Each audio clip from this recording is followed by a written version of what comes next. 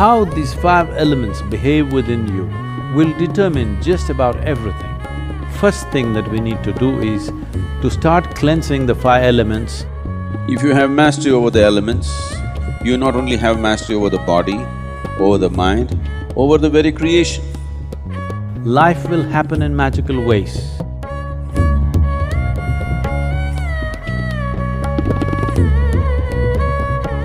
This body, this very earth, the universe and the cosmos, all are just a play of five elements.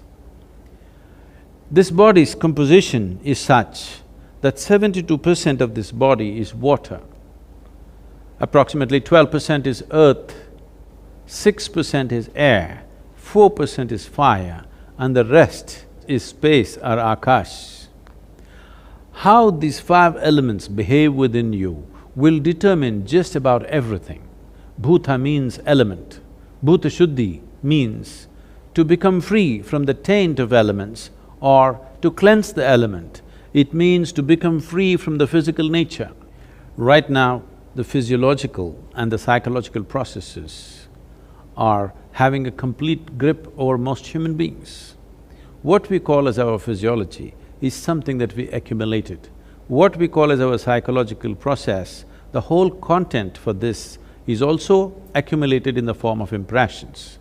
Between these two, who you are or existentially what is the nature of your being is completely missed. If one wants to access dimensions which are not yet in your experience, first thing that we need to do is to start cleansing the five elements so that in the purity of the elements, you distinctly know the difference between what is physical, what is psychological and what is existential.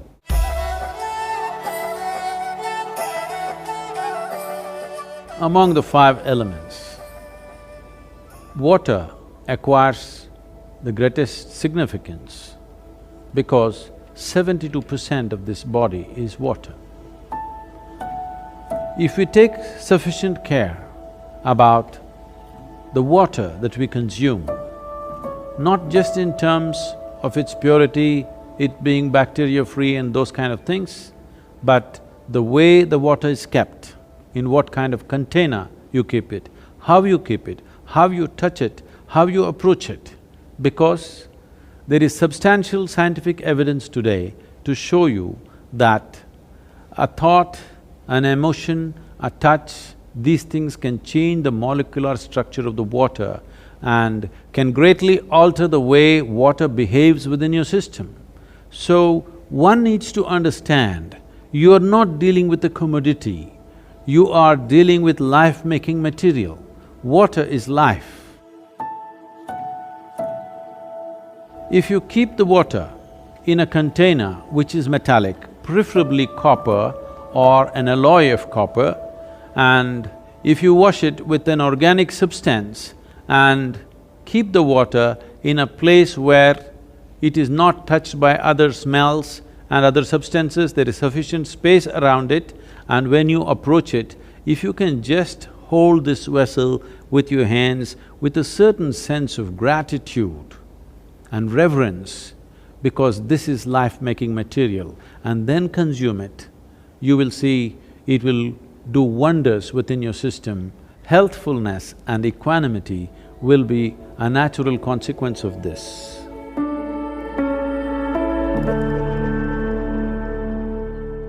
At least every day, if you can go and sit in your garden on the earth just for half an hour, simply talking to your friend, reading a newspaper, talking on the telephone, do whatever. Or if you can sit quietly, it's best. Just half an hour, you sit in your garden on the ground, you will see your health situation will change dramatically. I'm only talking about health because that's a tangible thing you can see. Other things are happening, but you may not be able to notice it. Many other processes are happening. So as far as possible, try to settle down on the floor. Those of you who have very unstable bodies, that is, you tend to fall sick very easily and, constantly those kind of things. If you just get off your cot and sleep on the floor, you will see it'll make a big difference. Just that much. Just maybe 18 inches away you are, just get 18 inches closer. You will see it'll make a big difference in terms of reorganizing the system.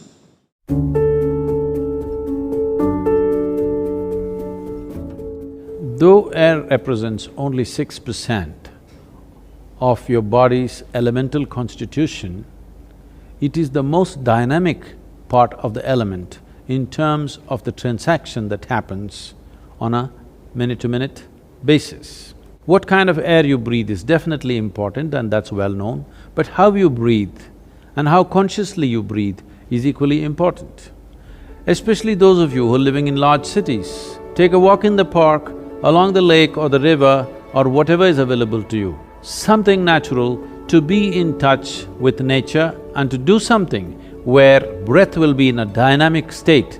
This is not just for aerobic exercise, because constant exchange of air is happening from within and without, and the very intelligence in the body will take care of this, that when it senses the air is pure and alive, the way the body breathes is different. So if you remain in pure air, it's important that you bring breath to a dynamic state with a certain activity. You don't have to do too vigorous an activity, just enough to see that you're breathing deep enough, slightly deeper than normal is happening to you for a period of time. But on a daily basis, if you're not able to take yourself out within the house, you can do a simple yogic practice called Nadi Shuddhi to cleanse the breath.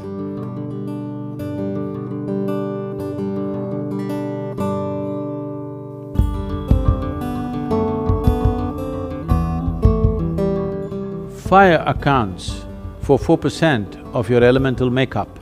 If you wish to use fire, you can light a fire with an organic substance like straw or firewood without any oil and stand facing the fire with your hands open and keep your eyes open for 3 minutes, then stand with your back to it, exposing your spine for 3 minutes.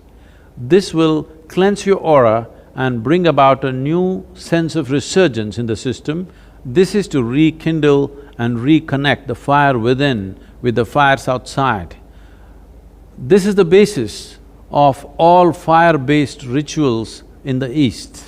If having a fire is not very practical for you, at least a lamp with vegetable oils or ghee, you light a lamp and be around this lamp, first face the lamp and sit, and then turn around and sit, so that the fire element within you gets rekindled.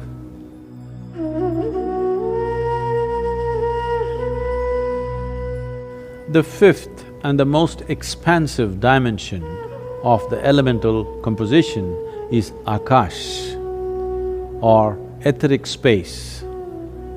This has a certain intelligence. The nature, quality and the power of your life essentially is determined by how much access can you find into the Akashic intelligence. As I said, this is an expansive part of the elemental composition. That means there is no limit. There is only that much water, there is only that much air, that much earth and that much fire. But the Akashic dimension is a limitless possibility. If you find excess in a limitless manner, both your perception and intelligence can grow. One simple process you can do to find more access to Akash or the Akashic intelligence is, after sunrise, before the sun crosses a 30-degree angle, look up at the sky once and bow down to Akash for holding you and this planet in place.